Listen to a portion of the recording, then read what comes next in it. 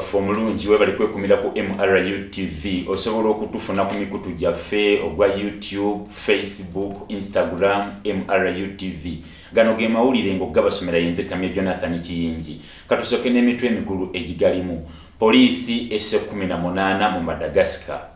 Amataba gasazeeko mu ggwanga lya Afaghanistan ne gatta abawerako.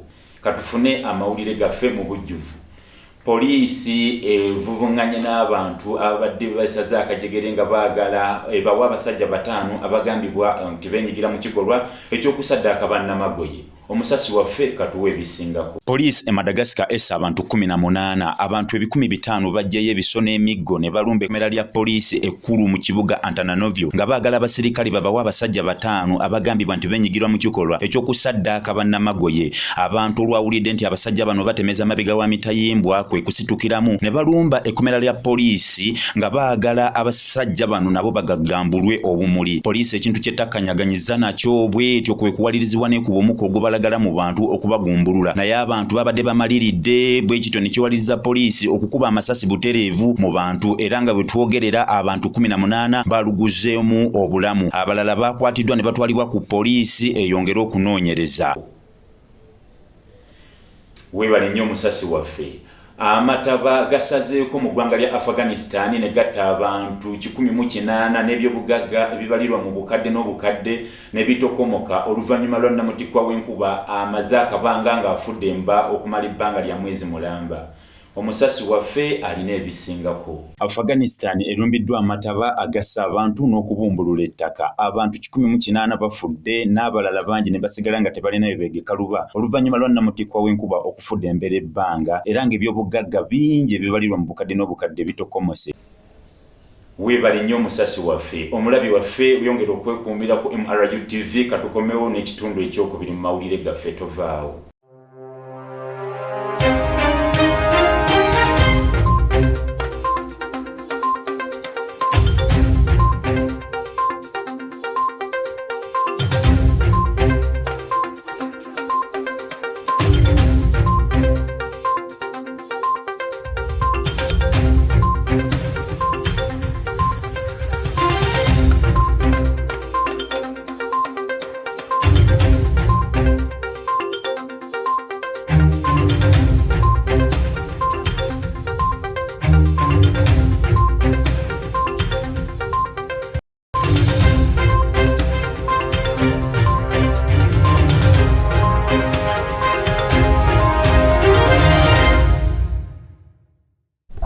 Omulabi waffe omulungi webali kusigala nga wekumidde ku MRU TV era kyokola kyamaanyi nnyo. Katuyongereyo mu maaso n'amawulire gaffe mu kitundu ekyokubiri.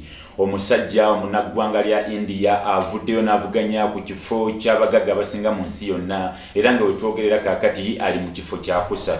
Katufune ebikwata ku mwami ono mu bujjuvu. Omusajja amanyiddwa nga Gatma Adnansi omusuubuzi avuddeyo n'aleebya ku kyabasinga obugagga mu nsi yonna ng'era kaakati attunka ne Jeff Bezos Omumerika ne Jakuma Omuchina alina obuwumbi bwa $, obusoba mu 137 ku akawunti.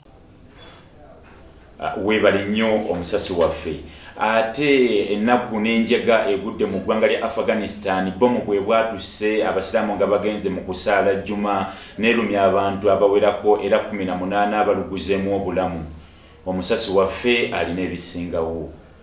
BBOMU essa abantu 18 mu Afghanistan. BBOMU ebwatuse mu muzikiti mu kibuga Harati mu ggwanga lya Afghanistan netta abantu abawerako. Gavumenti ya Taliban ekakasizza nti abantu 18 bafiiriddewo mbulaga n'abalala ne babuukawo n'ebisago. Webale nnyo omusasi waffe.